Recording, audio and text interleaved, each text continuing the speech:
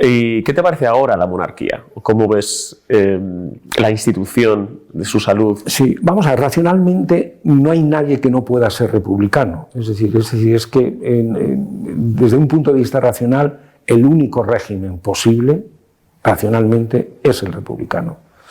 Ahora bien, el republicanismo lo que representa puede estar representado, o sea, puede estar hecho, puede estar activado, ¿no?, por un sistema no democrático, es decir, hay muchas monarquías que no son democráticas y muchas repúblicas que tampoco lo son.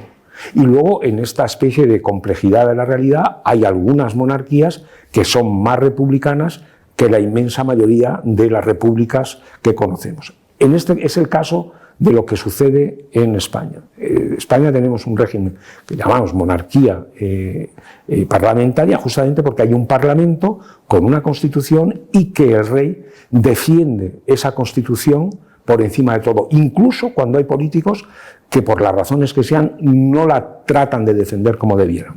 El caso de Felipe VI en el famoso discurso del 8 de octubre, del 3 de octubre del año de Marras del 17, ¿no? Es decir, él salió a dar la cara por la Constitución cuando ni siquiera lo había hecho de una manera clara, terminante, el propio presidente de gobierno, ni los partidos de la oposición. Y por eso los independentistas reaccionaron de esta manera digamos, tan histérica. O sea, y la izquierda exactamente lo mismo, porque les parecía que el rey estaba usurpando, es una cosa increíble, el papel de defensor de la Constitución que ellos no estaban haciendo. Por tanto, el rey les estaba dejando, como suele decirse, con todo al aire. Y entonces eso es lo que es la Constitución en España y quien la representa en este momento. Y los valores republicanos están hoy mejor defendidos con la monarquía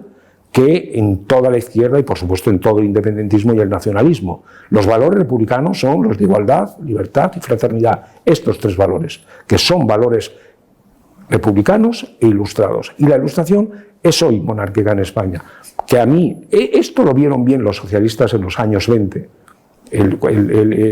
Pablo Iglesias, cuando se plantea, cuando se plantea dónde va a estar el Partido Socialista, si con el rey, con la dictadura de Primo de Rivera o no, bueno, dijeron, nosotros estamos en lo que ayude a la clase obrera a estar mejor. Y de hecho, durante toda la dictadura de Primo de Rivera, la colaboración de la dictadura con el Partido Socialista y con la UGT fue enorme y consiguió, en el caso de Madrid, buena parte de las colonias obreras que se hicieron en ese momento alrededor de Madrid, por una colaboración entre el régimen de la dictadura y las propias centrales sindicales.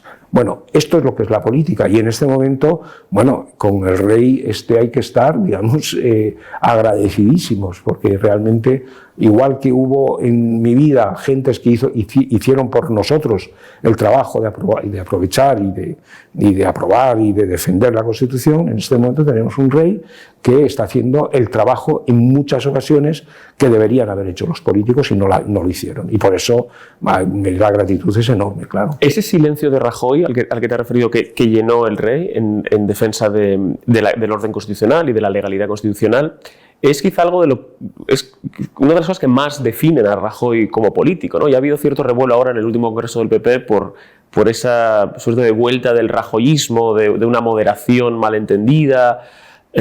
¿Cuál es tu valoración de Rajoy como político? Bueno, a mí me parece que es un hombre impotable completamente. Es un hombre mentiroso, es un hombre que se pondera su moderación, pero su moderación era su inacción. Es decir, todo nos llevó exactamente al borde del precipicio. Pero no porque Rajoy fuera una fábrica de independentistas, porque eso fue, los únicos que saben hacer independentistas bien son los independentistas, sino porque no les detuvo a tiempo. Fue un hombre que en 21 ocasiones dijo que el primer referéndum, el que hizo más, no se iba a celebrar, y se celebró.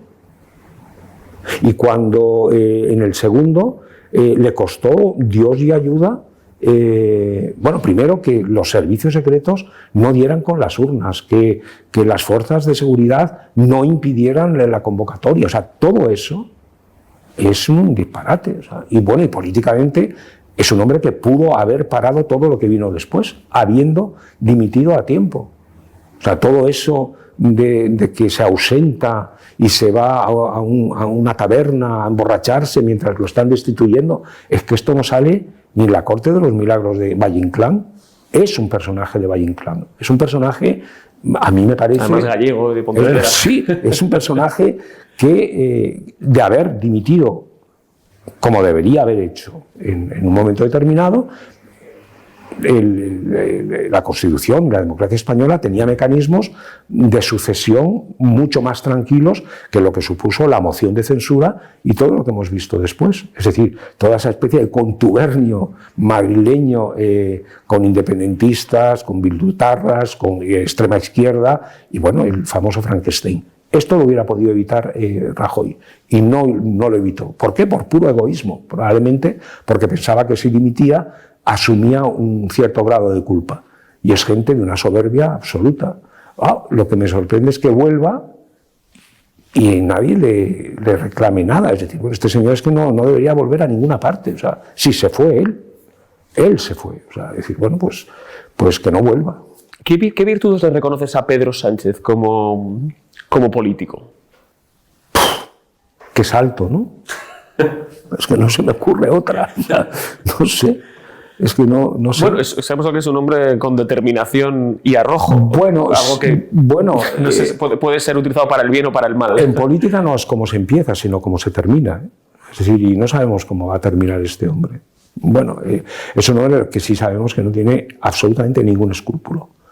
Es un hombre que miente, es un hombre que le da exactamente igual el bienestar, que por mantenerse 5 minutos más en el cargo puede arruinar al país económicamente, que es un hombre fundamentalmente cobarde, no asume nunca culpa de nada, es decir, que la culpa siempre la tiene o la crisis o la...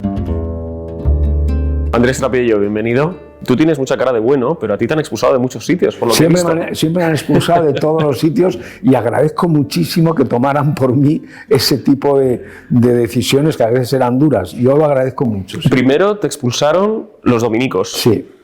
Y esto, contanos un poco esto, ¿cómo fue? Bueno, en León, mi familia, que éramos muchos, como digo, bueno, nos mandaron a un colegio que era un colegio, entonces se llamaba apostólico, pues que era como de frailes, que iban para frailes, o sea, como de curas, pero de frailes.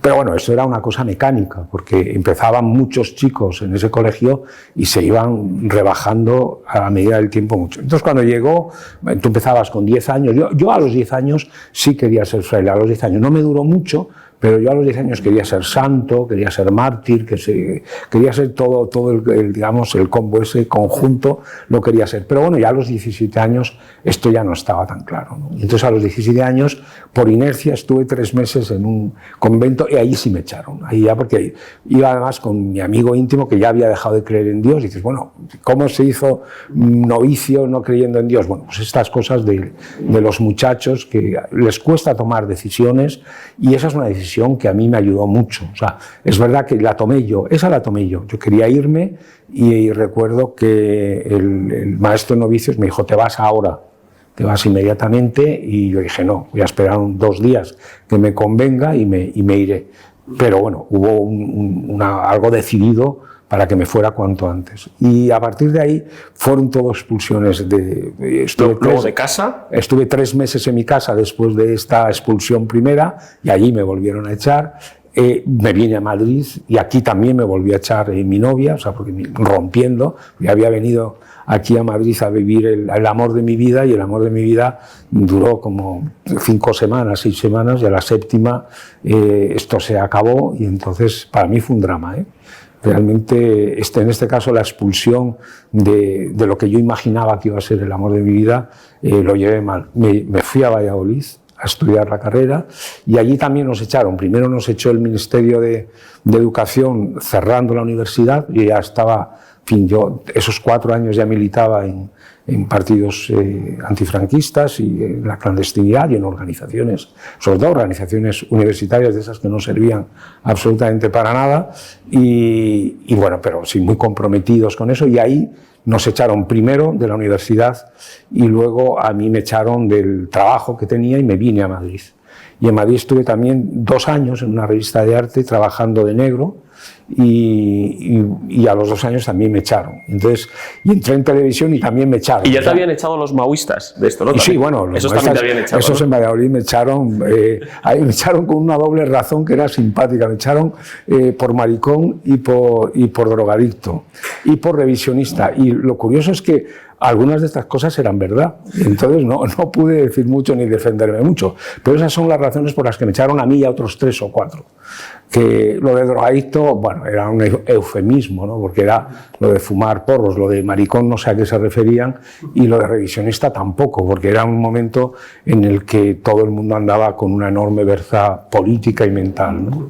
De hecho, el partido que me echó, que era el Partido Comunista de España Internacional, era un partido enormemente combativo, maoísta, estalinista, y que se oponía a la plataforma democrática que había promovido el PC, ¿no? El Partido Comunista Ortodoxo, hasta que de la noche a la mañana pues decidieron entrar. O sea, es decir, que ellos eran mucho más revisionistas que nosotros, ¿no? Ese Madrid sórdido, en términos políticos, que escribías en los años 70, tiene, digamos, una correspondencia a la sordidez del Madrid de los años 80, donde no te jugabas que el peligro no era la policía, sino la delincuencia, la droga. No, bueno, el término la movida viene de mover droga, sí, ¿no? Sí. Y tu propio barrio, ¿no? que lo hablamos una vez, cómo ha cambiado de aquel Madrid ochentero. Tú ves, porque hay gente que todavía ve con nostalgia esas transformaciones de lo sórdido y cutre a lo bonito y cosmopolita, ¿no? que es lo que le ha sucedido a Madrid y a muchos barrios de Madrid. ¿Tú cómo vives esos cambios que dan las ciudades, las oscilaciones, los bares que desaparecen? Tiene que ver con el dinero. Es decir, en Madrid, cuando no era una ciudad, Madrid estuvo sin pintarse durante 60 años o 70 años, ¿no? Entonces, Madrid era una ciudad gris, una ciudad bastante triste, muy sucia, pero muy sucia porque las fachadas se venían abajo, ¿no? Entonces era una ciudad muy desatendida y muy pobre. Pero en cuanto empezó a haber dinero de la Comunidad Económica Europea, empezaron a venir los tributos, es decir, donde la gente tenía que tributar a Hacienda, donde había impuestos, etcétera, y Madrid empezó a lavarse la cara. Madrid realmente cambió de aspecto. Al mismo tiempo, digamos, la civilicidad de las personas, es decir, y la educación, cuando empezaron a comprender que a lo mejor la heroína no estaba tan bien y que, en fin, a lo mejor morir en un tugurio no era bonito ni prestigiaba mucho, entonces la gente dejó la droga aparte y dejó la droga sobre todo a los sitios más marginados. Es decir, que hubo un momento en que es verdad que en Madrid hubo una especie de promiscuidad.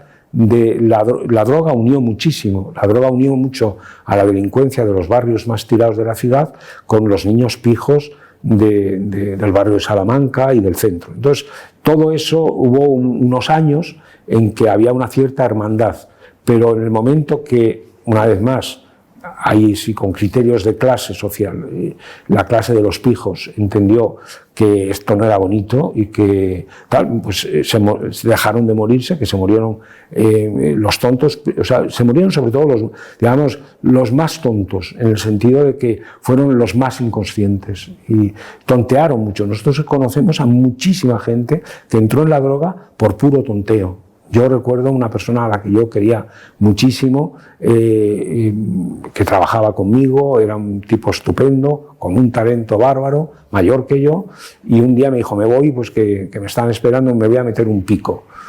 Era el primer pico, digo, pero tú te estás metiendo esa mierda.